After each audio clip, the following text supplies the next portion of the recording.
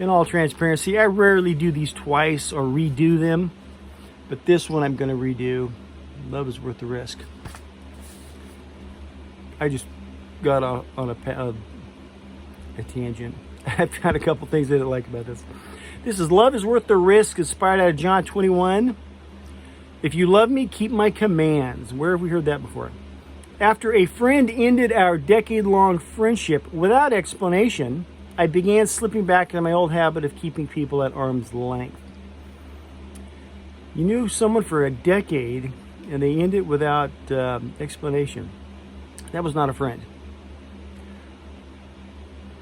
While processing my grief, I pulled a tattered copy of The Four Loves by C.S. Lewis off my shelf. Lewis makes a powerful observation about love requiring vulnerability. Time and effort, I'm adding that. Time.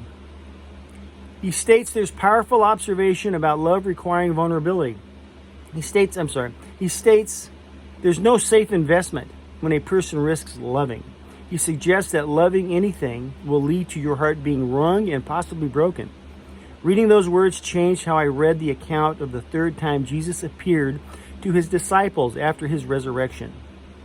After Peter had betrayed him not once, but 3 times.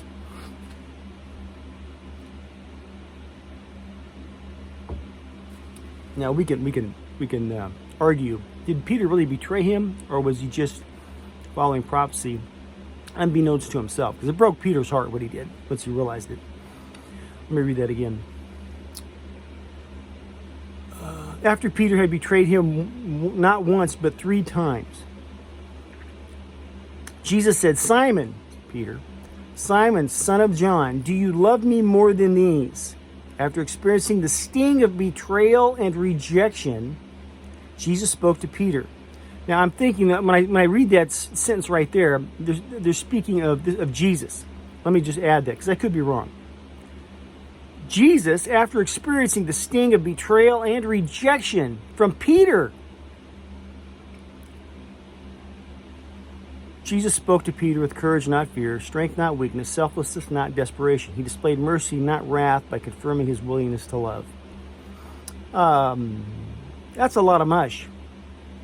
How is it that, I can be totally wrong here, Jesus experiences the sting of betrayal and rejection. Jesus told Peter he was going to do this.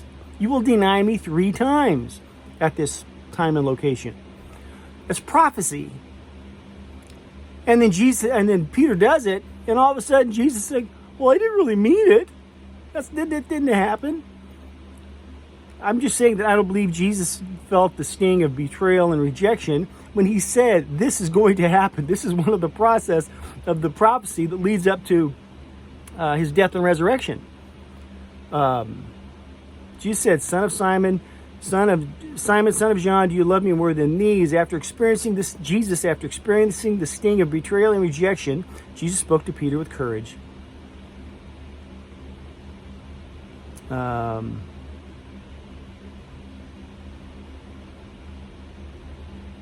This is odd.